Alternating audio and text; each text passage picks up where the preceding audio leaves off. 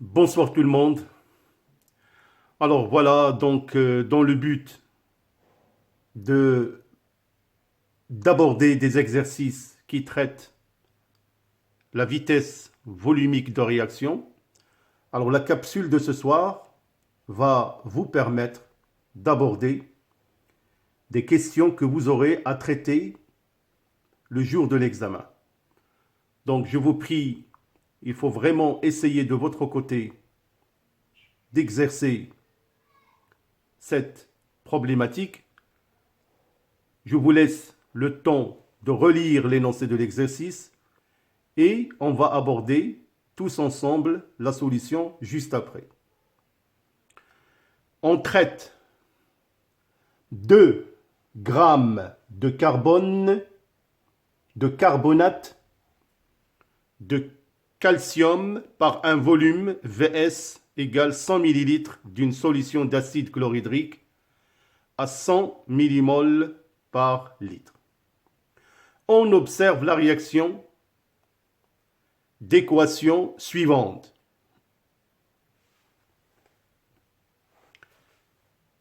Le dioxyde de carbone est récupéré par un montage approprié. On mesure le volume V du dioxyde de carbone à la température de 20 degrés Celsius et sous la pression de 101,3 kPa. La figure ci-dessous donne le volume de dioxyde de carbone en fonction du temps. Question: établir le tableau d'avancement correspondant. Exprimer le volume de dioxyde de carbone en fonction de l'avancement x de t, de la température grand T et de la pression P. En déduire l'expression de la vitesse volumique de la réaction en fonction de VCO2 en fonction du temps. Déterminer la vitesse volumique initiale de la réaction. Déterminer le temps de demi-réaction. Quelle est alors la concentration en ion calcium dans la solution? Déterminer le temps de demi-réaction. Quelle est alors la concentration en ion calcium dans la solution? Dernière question. Au bout de combien de temps la réaction sera-t-elle achevée? Alors là, vous avez des données. R, la constante des gaz parfaits, la masse molaire du bicarbonate et la température en Kelvin égale à 273 plus la température en degrés.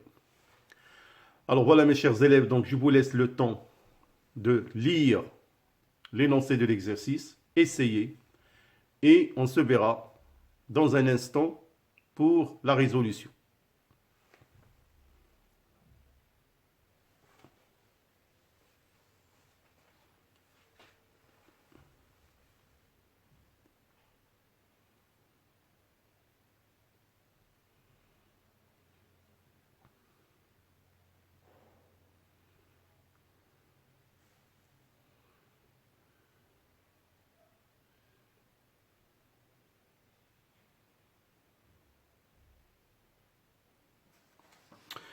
Alors, on va aborder la solution. Donc, la première question, établir le tableau d'avancement correspondant. Alors, le voilà. Donc, vous avez le tableau d'évolution du système chimique proposé.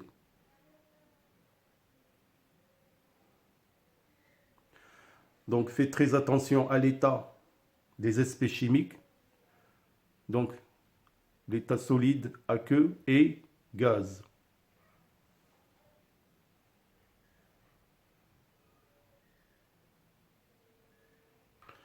Alors donc on détermine la quantité de matière du CaCO3 qui est égale à la masse sur la masse molaire. Expression numérique, donc on trouve 2 10 puissance moins 2 mol. Alors pour la quantité de matière des ions oxonium H3O+, c'est égal à C fois V. On trouve 10 puissance moins 2 mol. Alors maintenant, on va déterminer le volume de dioxyde de carbone en fonction de l'avancement x de t, de la température T et de la pression. Alors voilà, expression du volume de dioxyde de carbone formé.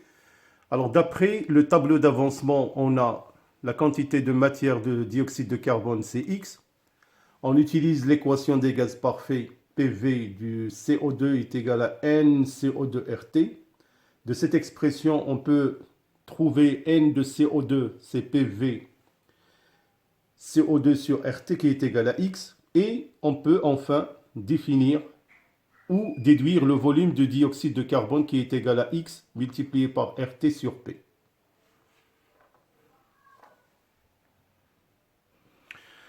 Alors, la question numéro 3, expression de la vitesse volumique.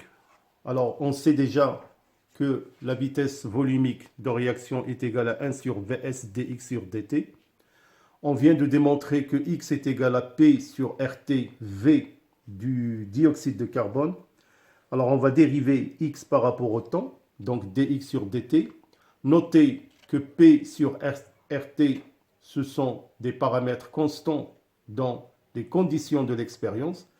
Donc, ce qui fait que seulement V est variable. Donc, dx sur dt est égal à P sur RT, d de VCO2 sur dt. Donc, ce qui donne que la vitesse volumique de réaction V de T est égale à 1 sur Vs,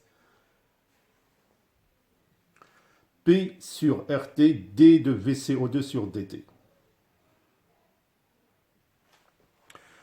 Alors, détermination de la vitesse volumique à l'instant t est égal à 0. On pose d de VCO2 sur dt est égal à 0, qui représente la pente de la tangente à l'instant t est égal à 0. Alors donc, on va prendre deux valeurs pour dv et dt, ce qui fait que A0 est égal à delta V de CO2 sur delta t. Alors, en prenant deux valeurs, donc 50 moins 0 sur 20 moins 0, on trouve 2,5 10 puissance moins 3 litres par seconde. Alors je peux trouver A0 en mètres cubes, donc ça donne 2,5 10 puissance moins 6 mètres cubes par seconde. Notez bien que 1 litre est égal à 10 puissance moins 3 mètres cubes. Donc la vitesse volumique de cette réaction à l'instant t est égale à 0 est égale à P sur VSRT multiplié par A0. Donc il suffit seulement de faire une application numérique. Alors là, je vous montre comment j'ai pris les valeurs du coefficient directeur A0. Donc il faut choisir deux points sur la tangente pour calculer le coefficient qu'on vient de l'exprimer. Donc A0 est égal à delta V de CO2 sur delta T.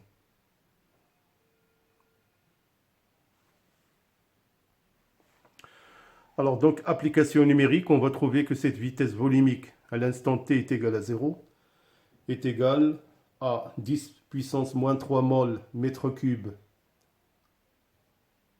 moins 3 secondes moins 1, que je peux l'exprimer en litres moins 1.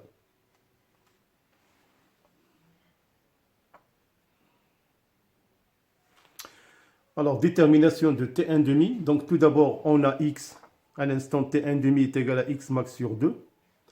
Avec x max est égal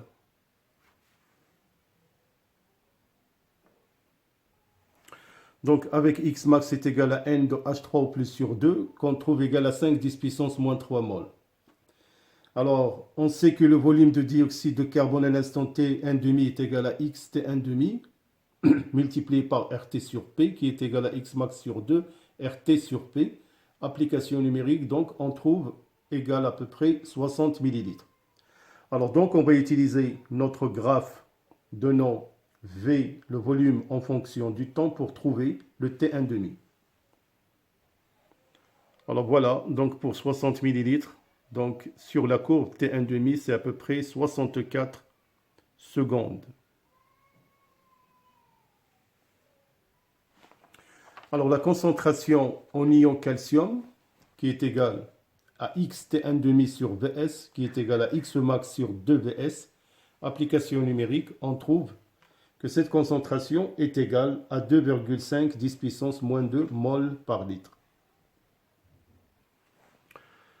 Alors la durée de la réaction, donc le temps maximal estimé pour l'arrêt ou l'achèvement de la réaction, c'est delta T est égal à 10 fois T 1,5, qui est égal à peu près vers les 640 secondes. Alors mes chers élèves, avant de terminer, j'aimerais bien faire une petite rectification, parce que je ne sais pas, c'est peut-être j'ai fait une petite erreur de ma part concernant les coefficients stéchiométriques du tableau d'avancement concernant la réaction. Alors pour cette raison, je vais vous montrer ce tableau d'avancement pour éventuellement rectifier si j'ai fait une erreur concernant les coefficients stéchiométriques. Alors voilà, normalement, voilà le tableau d'avancement. Donc c'est juste une rectification de ma part pour que mes calculs soient conformes, bien évidemment, aux données de l'exercice.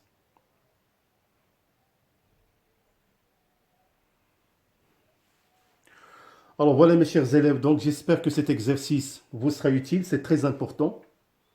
Comme vous le savez, cette année, il n'y avait pas de réaction de pile et des réactions d'estérification. Alors donc il vaut mieux travailler quand même cette partie de cours plus les réactions acido-basiques.